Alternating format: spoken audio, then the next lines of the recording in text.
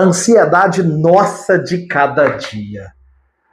É muito interessante o tanto que as pessoas sofrem com a ansiedade hoje e é um conceito até muito desgastado. O que é a tal da ansiedade de todo o nosso santo dia?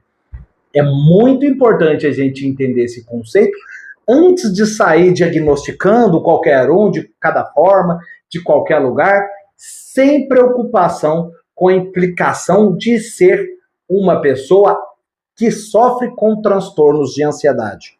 Se você é uma dessas pessoas, fica aí até o final do vídeo, que eu vou te explicar algumas situações para que você consiga trabalhar a ansiedade. Então, rola o VT.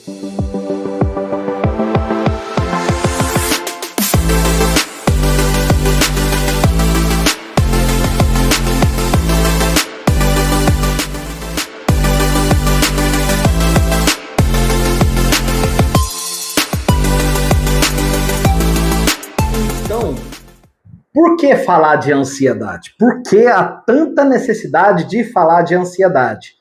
A ansiedade não é um transtorno que mata, a ansiedade não é um transtorno que vai te levar dificilmente para um hospital, mas para que falar tanto de ansiedade? Ansiedade é algo que as pessoas dificilmente morrem dela, mas tem uma coisa que é extremamente importante. Quem tem uma crise de ansiedade ou quem tem um processo de pânico daria a vida para não tê-lo. Essas pessoas não gostam de desejar isso nem para os seus piores inimigos. O tanto que a ansiedade atrapalha a vida de quem está aí, né? Então é muito importante a gente entender esse conceito. Porque o conceito, a ansiedade em si não é um problema, mas a forma como ela conduz a sua vida para uma problemática é enorme.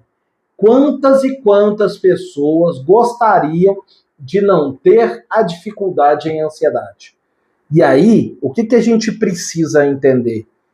Que se você quer ter qualidade de vida, se você quer ter resultados expressivos na sua vida, se você quer ter qualidade de vida, é necessário você cuidar da saúde mental e procurar profissionais especializados.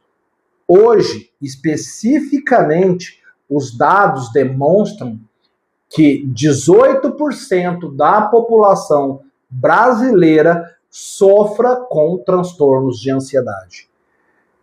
Você pensar de uma maneira bem despreocupada, 18 nem é um número tão expressivo assim. Depende da amostra de quantas pessoas que sofrem dessa ansiedade. Então, pensar a questão da ansiedade é extremamente importante para que você venha a ter qualidade de vida. Então, vamos explicar um pouquinho o que a ansiedade traz para a sua vida a nível sintomático. Todo mundo conhece alguém que conhece alguém, ou até mesmo sofre de ansiedade. E se você conhece alguém e sofre com esse tipo de dificuldade, acho muito importante você prestar atenção nesses dados que eu vou te passar agora. A ansiedade, ela traz... A ansiedade em si ela não é um problema. O problema é a maneira como ela se manifesta. Todo e qualquer transtorno de doença mental tem como um princípio a ansiedade. E vocês devem estar se perguntando aí, como que eu vou trabalhar a minha ansiedade? Como que eu vou entender que eu tenho uma ansiedade patológica e de que forma eu posso mensurar isso?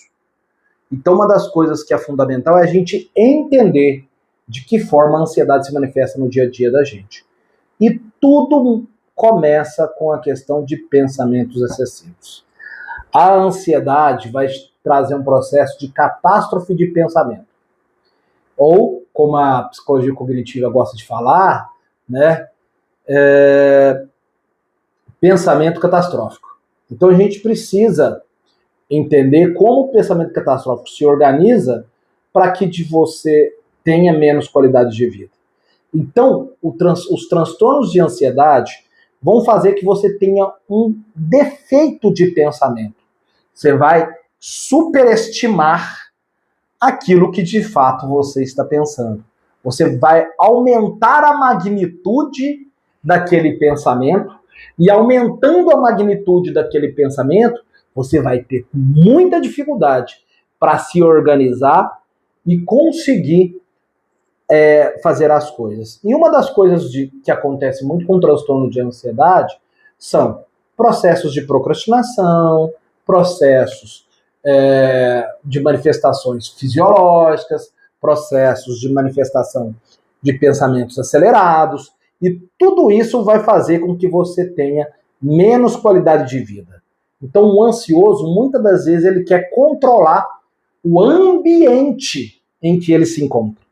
Então, estar nesse ambiente que a pessoa encontra, ela vai querer organizar tudo para que ela tenha um pouco mais de tranquilidade. E controle de ambiente não faz com que você seja menos ansioso. O controle de ambiente vai só levar você a ficar cada vez mais neurótico e cada vez mais dificuldade de se reorganizar. Então, de alguma forma, uma vez ansioso, o temor de fazer as coisas e não conseguir resultado é algo comum e corriqueiro com quem sofre de transtorno de ansiedade.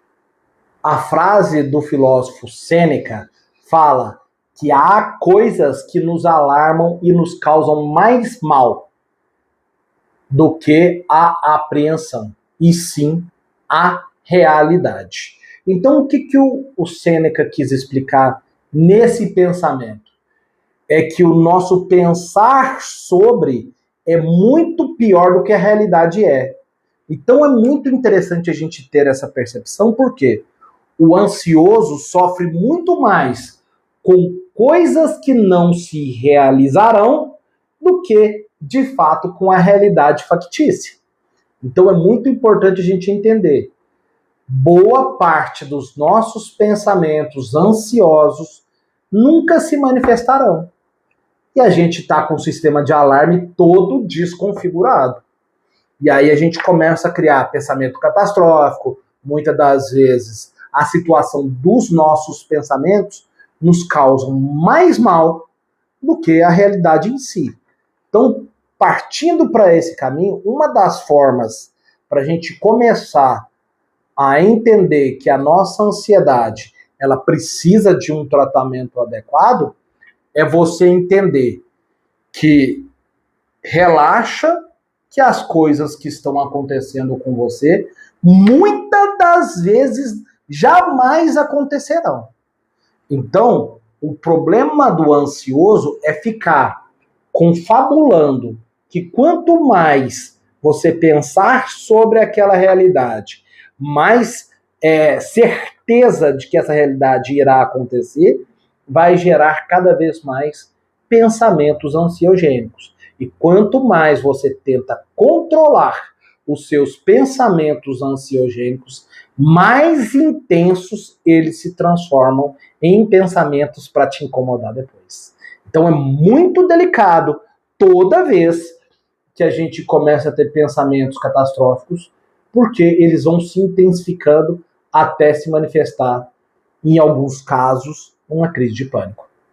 Então vamos trazer alguns dados importantes para vocês entenderem a magnitude da questão dos problemas que são oriundos da ansiedade.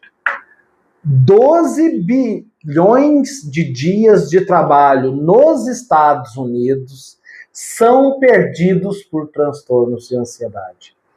Olha a magnitude desse dado. Estima-se que 1 trilhão de dólares é perdido de acordo com a Organização Internacional do Trabalho.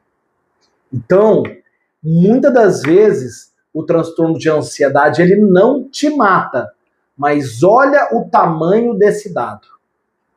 12 bilhões de dias de trabalho do trabalhador americano são perdidos por transtornos de ansiedade. por incapacitação, por dificuldade para levantar, com situações das mais adversas, e o que gera de ônus para as empresas de R$ 1 trilhão. Nós estamos falando meramente de dados financeiros, mas é muito importante a gente entender o quê? Que tudo isso vai se manifestar no ambiente de trabalho, o que pode trazer um transtorno muito maior. Então, é muito fundamental a gente entender que a ansiedade não mata, mas a ansiedade vai atrapalhando a vida das pessoas até que chegue um momento que as pessoas se tornam cada vez mais incapacitadas de conseguir dar resultado no trabalho. As maiores lesões no local do trabalho estão relacionados a estresse e ansiedade. Pessoal, olha o quanto esse dado é importante. 52%. Esse vídeo que eu estou falando aqui agora, eu não vou abordar questões de trabalho. Mas o próximo vídeo da próxima semana, eu vou falar especificamente como que transtornos de ansiedade têm impacto direto na vida do trabalhador. Então, 52% das lesões ocasionadas no trabalho tem a ver com a questão de ansiedade. E hoje, estima-se que 9,3% das pessoas vão sofrer de algum transtorno de ansiedade ao longo da sua vida. Então, parece que 9,3% das pessoas é pouco, mas na verdade não é. É um número muito expressivo, observando o tamanho da amostra da questão da ansiedade no trabalho. Então, os transtornos de ansiedade, em sua grande maioria, são os principais causadores de doenças de trabalho ou de situações que vão gerar acidentes de trabalho ou outras coisas. Então é muito importante a gente entender isso, porque quando a gente entende que o ambiente de trabalho menos ansiogênico pode fazer diferença na sua vida, é fundamental.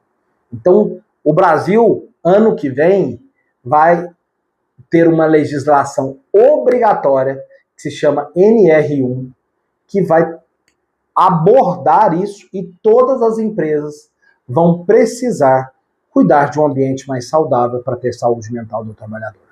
Então isso é muito importante. Então, 18% dos atendimentos hoje em consultórios médicos são de transtornos de ansiedade, muitas das vezes não diagnosticáveis. Então a pessoa chega lá num médico, né? Ela vai estar com problema estomacal, ela vai estar com problemas cutâneos, a pele toda avermelhada, né? Às vezes com queda de cabelo, muitas das vezes com feridas na pele, estômago muito machucado. Então, os transtornos de ansiedade, eles vão gerar um grande nível de problemas para a saúde mental, tanto de um país, como da questão trabalhista, quanto de pessoas que vão ter as suas vidas afetadas, e todas essas pessoas vão se manifestarem em sintomas claros de maneira crônica a se transformar num transtorno de doença mental qualquer. Então, hoje, a gente tem catalogado, né, 9 tipos de transtornos de ansiedade. E eu vou só citar esses tipos de transtornos de ansiedade, e se você quiser que eu explique um pouco mais sobre esse transtorno de ansiedade, escreve aí no vídeo, né? Fala mais sobre esses 9 tipos de transtornos de ansiedade, que eu gravo um vídeo especificamente falando sobre eles. Mas deixa eu elencar os 9 transtornos sem abordá-los, mas vou dizer um pouquinho sobre cada um deles. O primeiro deles que eu quero explicar é o transtorno de ansiedade de separação. O transtorno de ansiedade de separação é um tipo de transtorno que acontece muito com crianças e que as crianças que veem seus pais saindo têm muita dificuldade em ficar sozinho, e isso tem manifestações sintomáticas severas, onde a criança começa a chorar, dá birra, e aí os pais acham que é só uma situação de birra, e não é. Às vezes a criança tem um transtorno de ansiedade de separação. Mutismo seletivo. A pessoa perde a capacidade de falar porque está com um nível de ansiedade muito alto. Fobias específicas. Hoje eu trabalho com alguns tipos de fobia específicas, mas a minha especialidade é a amaxofobia, né, que é o medo de dirigir. Então, tem alguns tipos de fobia específicos.